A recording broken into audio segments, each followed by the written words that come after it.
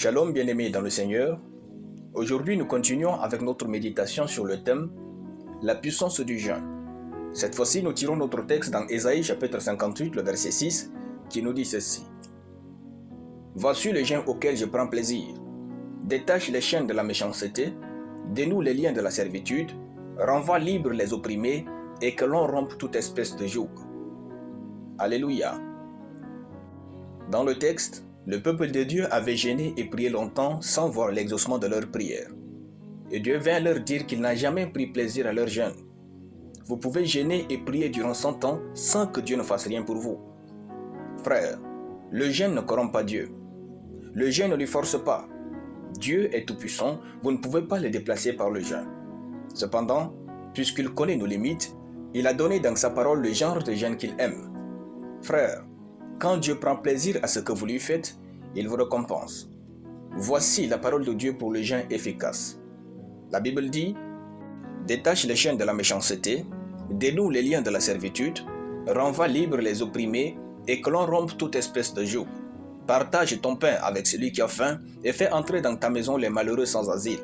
Si tu vois un homme nu, couvre-le et ne te détourne pas de ton semblable.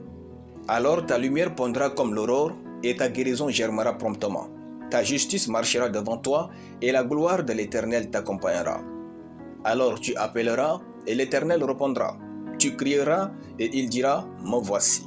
Si tu éloignes du milieu de toi le joug, les gestes menaçants et les discours injurieux, si tu donnes ta propre subsistance à celui qui a faim, si tu rassasies l'âme indigente, ta lumière s'élèvera sur l'obscurité et les ténèbres seront comme le midi.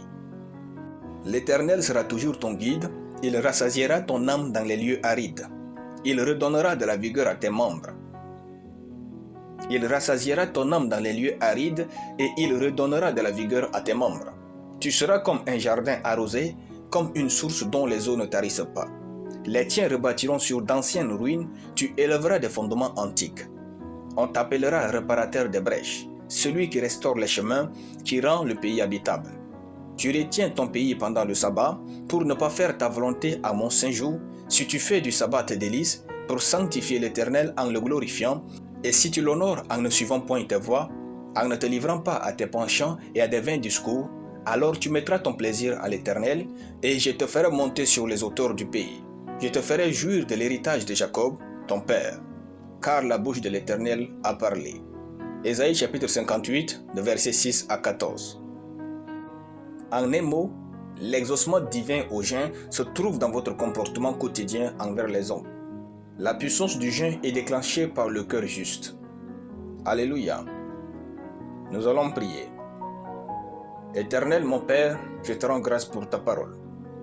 À partir de cette année, je jeûne et je prie efficacement et j'obtiens des résultats au nom de Jésus. Amen. La lecture biblique en une année, Genèse chapitre 49 à Genèse chapitre 50. Soyez bénis, c'était le pain du ciel.